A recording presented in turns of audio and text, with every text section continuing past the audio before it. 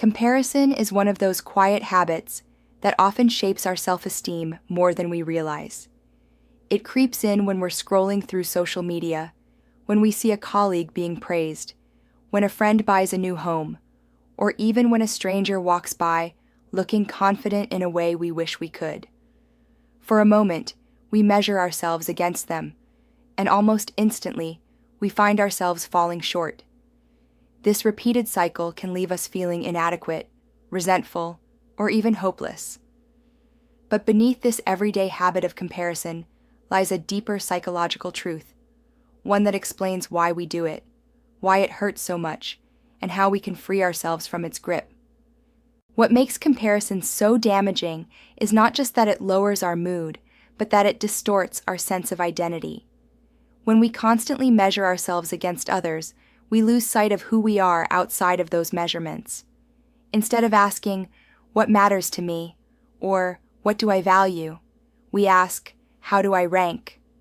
We become trapped in a cycle of defining ourselves by where we stand in relation to others, rather than by our own authentic standards. One of the biggest traps of comparison is social media. Most people know intellectually that what they see online is a highlight reel, carefully curated to show the best moments of someone's life. But emotionally, it still affects us. The truth that you might be seeing only one moment out of 1,000 doesn't lessen the impact.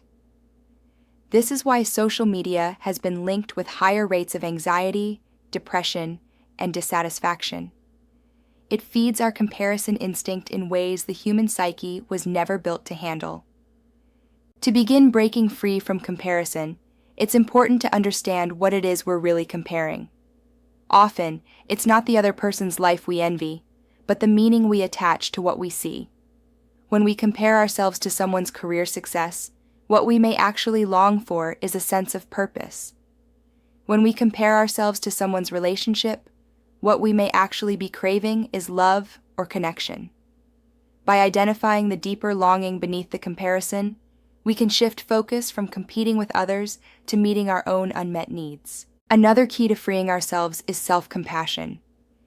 Many of us respond to comparison with self-criticism. We notice that someone seems smarter, prettier, or more successful, and we immediately tell ourselves we're not enough. But self-criticism only deepens the wound. Self-compassion, on the other hand, involves treating ourselves with the same kindness we would offer to a friend. A practical strategy is to shift from outcome-based thinking to process-based thinking. Comparison often arises because we fixate on outcomes, someone else's achievements, possessions, or milestones. But what we overlook is the process behind those outcomes. For example, if someone is physically fit, we might envy their body. But the reality is, they have spent countless hours exercising, making sacrifices, and maintaining discipline. When we shift focus to the process, we realize that outcomes are not magical gifts, but the result of choices, and we can choose our own processes aligned with our values. This helps us step out of envy and into empowerment. Gratitude is another powerful antidote to comparison. When we're focused on what others have, we lose sight of what we have. Keeping a daily gratitude practice, writing down 3 things you are grateful for, rewires the brain over time to focus on abundance rather than scarcity. It's also important to remember that comparison is selective. We rarely compare the full scope of our lives to someone else's full scope. Instead, we zoom in on one area, career, appearance, relationships, and ignore the rest. Someone may appear more successful in one dimension, but that doesn't mean their life as a whole is better. Everyone carries struggles unseen. Recognizing this helps restore balance to our perspective. True peace comes from stepping off the track altogether. Instead of measuring yourself against others, measure yourself against who you were yesterday. Are you growing, learning, healing, becoming more aligned with your values? That is the only comparison that truly matters. A deeper reset involves reconnecting with intrinsic motivation. Intrinsic motivation is the drive to do something because it feels meaningful to you, not because it earns praise or status. When you create from a place of authenticity, When you live in alignment with your values, the achievements of others lose their sting. You're no longer running their race, you're walking your own path. This shift is profound because it transforms life from a competition into a personal journey. But the ultimate goal is not to erase comparison altogether.